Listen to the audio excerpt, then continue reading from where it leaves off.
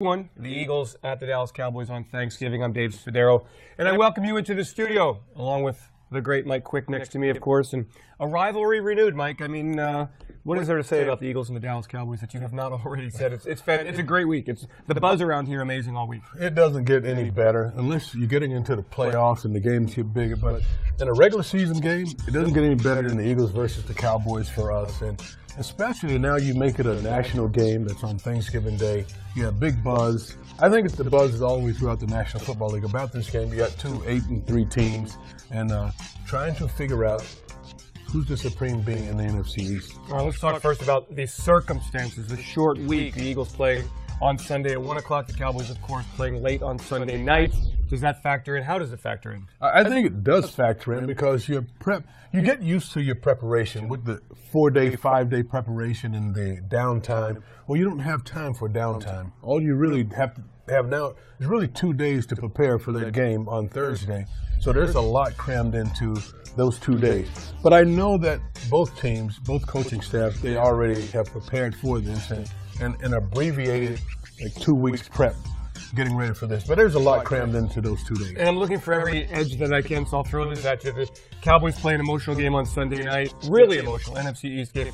Is it more difficult for them to get back to that emotional level on Thursday? Well, I think so. I think I think they're in a tough spot because you're playing in the division, you're playing away from home. They have a shorter time period than the Eagles do because of the night game and traveling to Dallas. They probably got to Dallas like 3 or 4 in the morning, and you got to turn around and play again on Thursday. So I think it's very difficult. I think they're in a very difficult spot. All right, you are Bill Davis. You have drawn up your game plan. You know what the Cowboys have. They run the football well. No, I'm not as smart as Bill Davis. Well, just for the sake of this interview, let's say you are. What are you doing against the Cowboys offense? Whew. They're so good. I don't know. I think you have to first stop the run game. If Murray starts to get off in the run game, I think you got a problem. And the problem with even stopping that is they've got one of the best offensive lines in the game. You know, last year when Shady McCoy led the league in rushing, it was because he had a solid offensive line that played all 5 guys played every single game. They were in harmony with one another. Well, that's what I'm seeing in Dallas now. And you got DeMarco Murray, one of the toughest runners, and they're just getting a lot. You got to start there. So if I'm Bill Davis, I want to try and stop him.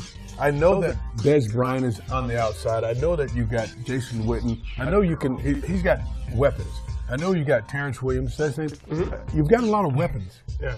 So, but I understand if I can stop the run game and force him to beat me down the field, I stand a better chance. I just don't know why. Didn't the Redskins lay out the blueprint? Didn't the Redskins on that Monday night game blitz, blitz, blitz, blitz, blitz? Why isn't anybody else doing that? Why wouldn't the Eagles do that? I don't understand why the Giants didn't do that late in the game because I think that's what they should have done, to not give Romo all of that time to survey and finally find, an open receiver. That's the best way to affect the passing game. Put pressure on the quarterback, hit the quarterback as many times as you can. I would love to see Romo on his back often Thursday afternoon. I think every Eagles fan feels the same way. All right, the Eagles offense really moved the football very well against Tennessee. Still some turnovers. Sean McCoy got going, good balance.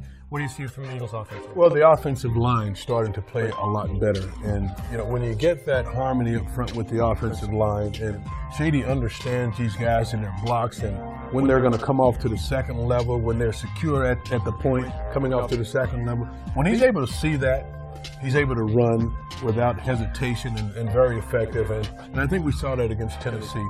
As his offensive line continued to get better, and keep the same guys in there so that you can feel one another and the movements of one another and kind of be able to finish one another's sentences almost. That's how they have to be.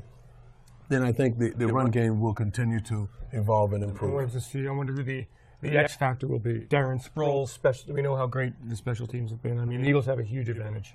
Cody Parkey. Yeah. Cody Parkey, 5 out of 6 in that game against Tennessee. Cody Parkey could be the X factor. Just doinked it off the left upright. Mike Quick, thanks so much for joining us in studio on PhiladelphiaEagles.com.